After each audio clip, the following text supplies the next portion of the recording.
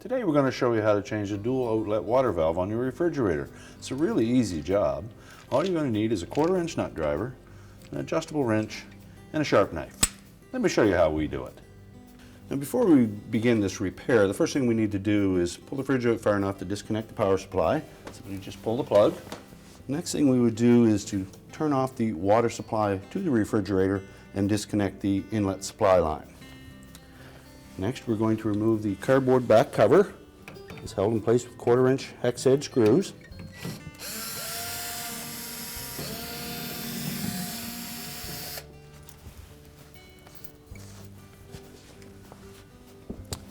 Once you've removed the screws, carefully pull the cardboard back away from the water supply line and drop it down out of the back of the cabinet.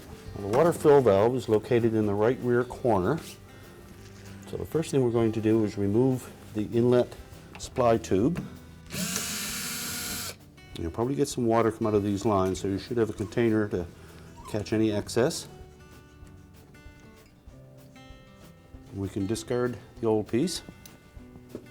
Next, we'll remove the wire harness connectors. Now with the harness out of the way, we'll remove 2 screws that secure the mounting bracket to the side rail of the cabinet.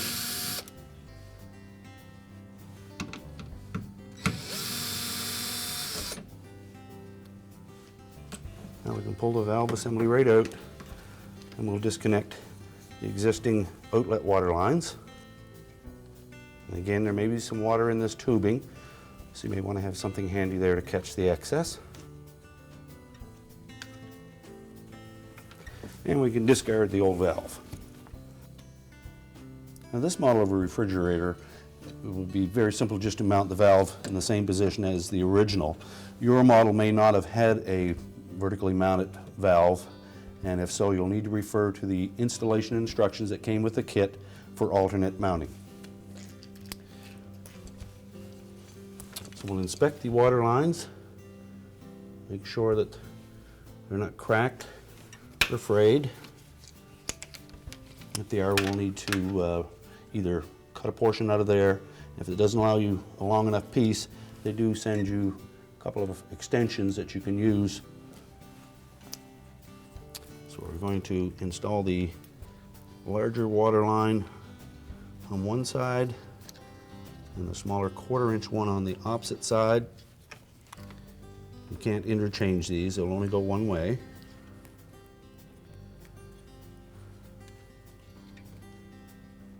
Now before we snug those up, we'll line the valve up the way it's going to be mounted.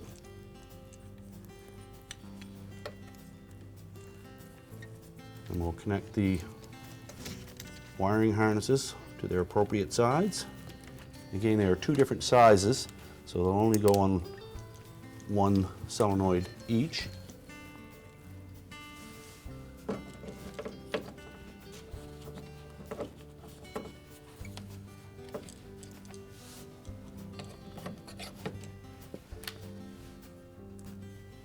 Now using the original mounting screws,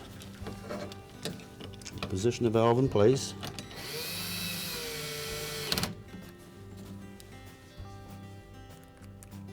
Secure it tightly to the cabinet rail. We'll line up our tubing, make sure it's not kinked or has any pressure on it.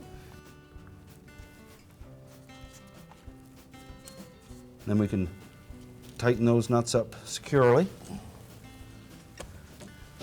Now you'll be using a new input to that water valve. It does not use the garden hose connection, so you can disregard that. You're going to go a straight copper line with a ferrule and new nut directly onto the valve. So you may need to cut your existing copper tubing, or you may already have that fitting on it. If that's the case, you simply connect it directly to the valve. Now we're ready to reinstall the back cover.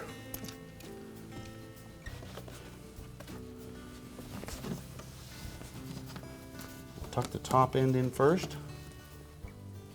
Cut.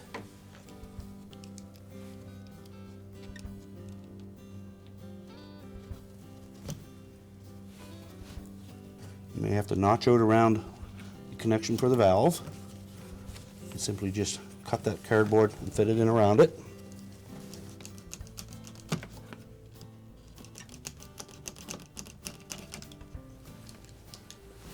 Now it is important that we properly install this back cover because it's essential for proper airflow through the condenser. So don't take any shortcuts here.